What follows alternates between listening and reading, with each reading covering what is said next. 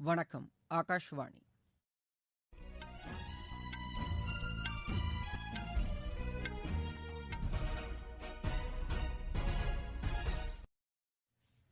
செய்திகள் வாசிப்பவர் பாலசுப்ரமணி. தலைப்புச் செய்திகள்: நாட்டு மக்களிடையே பிரதமர் திரு நரேந்திர மோடி மனம் திறந்து பேசும் மன் கி பாத் நிகழ்ச்சி அகில இந்திய வானொலியில் இன்று காலை 11 மணிக்கு ஒலிபரப்பாகிறது. தில்லியில் போராட்டம் நடத்தி வரும் விவசாயிகள் அரசுடன் பேச்சு நடத்த முன்வர வேண்டும் என்று மத்திய உள்துறை அமைச்சர் திரு அமித் ஷா கேட்டுக் கொண்டுள்ளார். உள்ளூரில் தயாரிக்கப்படும் பொருட்களை வாங்கி பயன்படுத்தும் பழக்கத்தை நாட்டு மக்கள் பின்பற்றினால்தான் சுயசார்பு பொருளாதாரத்தின் நோக்கங்கள் நிறைவேறும் என்று மத்திய அமைச்சர் திரு பியூஷ் கோயல் கூறியுள்ளார். கோவிட் தொற்றுக்கான தடுப்பூசி அடுத்த மாதம் கிடைக்கும் என்று உலக சுகாதார நிறுவனத்தின் தலைமை விஞ்ஞானி டாக்டர் சௌமியா சுவாமிநாதன் நம்பிக்கை தெரிவித்துள்ளார். இந்தியா ஆஸ்திரேலியா அணிகளுக்கு இடையேயான இரண்டாவது ஒருநாள் கிரிக்கெட் போட்டி இன்று சிட்னியில் நடைபெறுகிறது. இனி விரிவான செய்திகள். வானொலி மூலம் நாட்டு மக்களிடையே பிரதமர் திரு நரேந்திர மோடி உரையாற்றும் மன் கி பாத் எனும் மனதின் குரல் நிகழ்ச்சி அகில இந்திய வானொலியில் இன்று காலை 11 மணிக்கு ஒலிபரப்பாகிறது. இந்நிகழ்ச்சி பிரதமர் உரையாற்றும் 71வது நிகழ்ச்சியாகும். இதனை அகில இந்திய வானொலியின் அனைத்து அலைவரிசைகளும் ஒலிபரப்ப உள்ளது. இந்நிகழ்ச்சியை தூர்தர்ஷன் தொலைக்காட்சி, அகில இந்திய வானொலியின் செய்திப்பிரிவை சேர்ந்த இணையதளம் மற்றும் யூ டியூப் உள்ளிட்ட அலைவரிசையிலும் ஒலிபரப்பு செய்யப்படுகிறது. பிரதமரின் இந்த உரையை தொடர்ந்து அதன் தமிழாக்கம் ஒலிபரப்பாகும். இதனை இன்றிரவு 8 மணிக்கு அகில இந்திய வானொலி மீண்டும் ஒலிபரப்பு செய்யும். தலைநகர் தில்லியில் போராட்டம் நடத்தி வரும் விவசாயிகள் அரசுடன் பேச்சு நடத்த முன்வர வேண்டும் என்று மத்திய உள்துறை அமைச்சர் திரு அமித் ஷா கேட்டுக் கொண்டுள்ளார். புதுதில்லியில் நேற்று செய்தியாளர்களிடம் பேசிய அவர், மத்திய வேளாண் அமைச்சர் திரு நரேந்திர சிங் தோமர் இம்மாதம் 3ஆம் தேதி பேச்சு நடத்த விவசாயிகளுக்கு அழைப்பு விடுத்திருப்பதை சுட்டிக்காட்டினார். விவசாயிகள் எழுப்பும் எந்தவொரு கோரிக்கைக்கும் பேச்சுக்கள் மூலம் தீர்வு காண அரசு தயாராக இருப்பதாகவும் அவர் கூறினார். உள்ளூரில் தயாரிக்கப்படும் பொருட்களை வாங்கி பயன்படுத்தும் பழக்கத்தை நாட்டு மக்கள் பின்பற்றினால்தான் சுயசார்பு பொருளாதாரத்தின் நோக்கங்கள் நிறைவேறும் என்று மத்திய தொழில் மற்றும் வர்த்தகத்துறை அமைச்சர் திரு பியூஷ் கோயல் கூறியுள்ளார். கருத்தரங்கம் ஒன்றில் காணொலி காட்சி வாயிலாக உரையாற்றிய அவர், உயர் தொழில்நுட்ப தயாரிப்புகளில் முன்னணியில் உள்ள நாடுகளுடன் வரியில்லா வர்த்தக ஒப்பந்தத்திற்கு இந்தியா முன்னுரிமை அளிப்பதாக தெரிவித்தார். உலகம் முழுவதும் கிடைத்துள்ள அனுபவங்களை கருத்தில் கொண்டு மிகச்சிறந்த தொழில்நுட்பத்தை இந்தியர்களுக்கு அளிக்க அரசு விரும்புகிறது என்றும் அவர் கூறினார். சுயசார்பு பொருளாதாரத்தின் நோக்கங்களை நிறைவேற்றுவதில் தொழில்நுட்பங்கள் முக்கிய பங்காற்ற முடியும் என்றும் அவர் தெரிவித்தார். ஜம்மு காஷ்மீர் யூனியன் பிரதேசத்தில் கோவிட் தொற்று மற்றும் கடும் குளிருக்கு மத்தியில் மாவட்ட வளர்ச்சி கவுன்சில் முதல்கட்ட தேர்தலுக்கான வாக்குப்பதிவு நேற்று வெற்றிகரமாக நடைபெற்றது. பெருந்திரளான மக்கள் இந்த தேர்தலில் வாக்களித்தனர். இதில் 51.7% வாக்குகள் பதிவானதாக செய்திகள் தெரிவிக்கின்றன. ஜம்முவில் 64.2% வாக்குகளும், காஷ்மீரில் 40.65% வாக்குகளும் பதிவாகியுள்ளன. ஜம்முவில் ரியாசி மாவட்டத்தில் அதிகபட்சமாக 74.6% வாக்குகளும், அதனைத் தொடர்ந்து ரஜோரி மாவட்டத்தில் 70.5% வாக்குகளும், பூஞ்ச் மாவட்டத்தில் 68.9 வாக்குகளும் மற்றும் சம்பா மாவட்டத்தில் 68% வாக்குகளும் பதிவானதாக எமது செய்தியாளர் தெரிவிக்கிறார். எந்தவொரு விரும்பத்தகாத சம்பவங்களும் நடைபெறாமல் வாக்குப்பதிவு அமைதியாக நடைபெற்றது. அரசியல் சாசனத்தின் 370வது பிரிவு நீக்கப்பட்டதைத் தொடர்ந்து ஜம்மு காஷ்மீர் மாநிலம் 2 யூனியன் பிரதேசங்களாக பிரிக்கப்பட்ட பின்னர் காஷ்மீர் பள்ளத்தாக்கில் நடைபெற்றுள்ள முக்கியமான தேர்தல் இதுவாகும். அண்டை நாடுகளுக்கு முதலில் என்ற கொள்கை அடிப்படையிலும் இந்திய கடற்பகுதியில் உள்ள நாடுகளின் பாதுகாப்பு மற்றும் வளர்ச்சிக்கான சாகர் ஒப்பந்த அடிப்படையிலும் செசல்ஸ் நாட்டிற்கு தேவையான உதவிகளை இந்தியா செய்து தரும் என்று அந்நாட்டின் அதிபர் திரு வேவல் ராம்கலவனுக்கு வெளியுறவுத்துறை அமைச்சர் திரு ஜெய்சங்கர் உறுதியளித்துள்ளார்.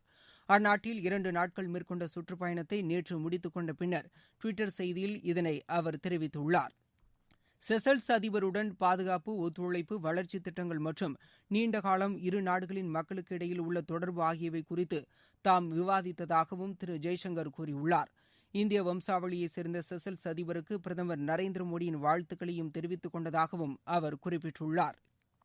கோவிட் தொற்றை தடுக்க இந்தியா அளித்த மருத்துவ உதவிகளுக்கு செசல்ஸ் அதிபர் நன்றி தெரிவித்துக் கொண்டார். செசல்ஸ் வெளியுறவுத்துறை அமைச்சரையும் திரு ஜெய்சங்கர் சந்தித்து இருதரப்பு உறவுகள், கலாச்சாரம், வர்த்தகம், சுற்றுலா உள்ளிட்ட பல்வேறு துறைகளில் ஒத்துழைத்து செயல்படுவது தொடர்பாக பேச்சுக்கள் நடத்தினார். மகாராஷ்டிராவில் காங்கிரஸ், சிவசேனா கட்சிகளை உள்ளடக்கிய மகா விகாஸ் அகாடி அரசு அனைத்து துறைகளிலும் தோல்வியடைந்து விட்டதாக அம்மாநில முன்னாள் முதலமைச்சரும் சட்டப்பேரவை எதிர்க்கட்சித் தலைவருமான திரு தேவேந்திர பட்னாவிஸ் கூறியுள்ளார். மும்பையில் நேற்று செய்தியாளர்களிடம் பேசிய அவர், முதலமைச்சர் திரு உத்தவ் தாக்கரே தலைமையிலான அரசு மாநிலத்தில் ஒட்டுமொத்த வளர்ச்சியை ஏற்படுத்துவதிலும் தோல்வியடைந்துவிட்டதாக தெரிவித்தார். அரசுக்கு எதிராக கருத்துக்களை தெரிவிக்கும் எதிர்க்கட்சிகளை ஒடுக்க நினைப்பதாகவும் மாநில அரசு மீது அவர் குற்றம் சாட்டினார்.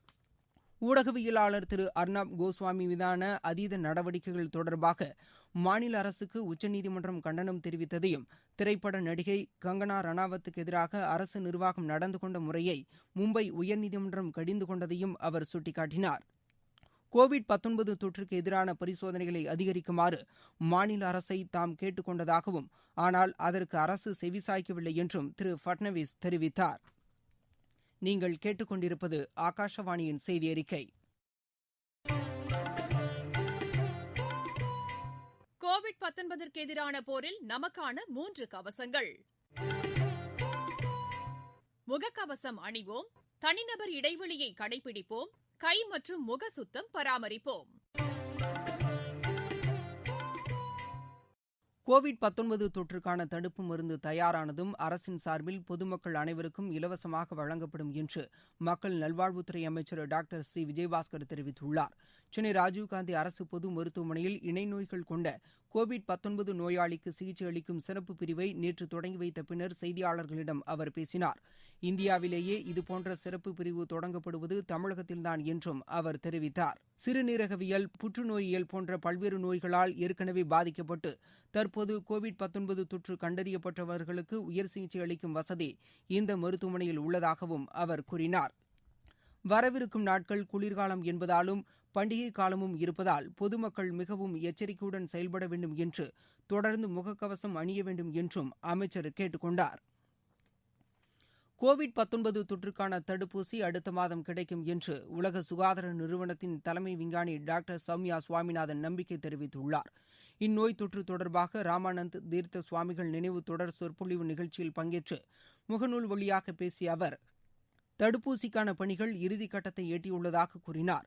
சில நிறுவனங்களின் தடுப்பூசி அடுத்த 2 மாதங்களில் கிடைக்கும் என்றும், மார்ச் ஏப்ரல் மாதங்களில் தடுப்பூசிகள் பெருமளவில் கிடைக்கும் என்றும் அவர் தெரிவித்தார். கோவிட்-19 தொற்று பெரும்பாலும் ஒருவரிடமிருந்து மற்றொருவருக்கு பரவுவதாகவும் அவர் கூறினார். முகக்கவசம் அணிதல், கைகளை அடிக்கடி சோப்பு போட்டு சுத்தமாக கழுவுதல், பொது இடங்களில் சமூக இடைவெளி பராமரித்தல் ஆகியவற்றின் முக்கியத்துவத்தையும் அவர் எடுத்துரைத்தார். இந்நோய் தொற்று மேலும் பரவாமல் இருக்க பொது இடங்களில் எச்சில் துப்பும் பழக்கத்தை பொதுமக்கள் கைவிட வேண்டும் என்றும் அவர் கேட்டுக் கொண்டார். இந்தியா, இலங்கை, மாலத்தீவு ஆகிய நாடுகள் பங்கேற்ற கடல்சார் வணிக பாதுகாப்பில் ஒத்துழைப்பு தொடர்பான முத்தரப்பு கூட்டம் இலங்கை தலைநகர் கொழும்புவில் நேற்று நடைபெற்றது.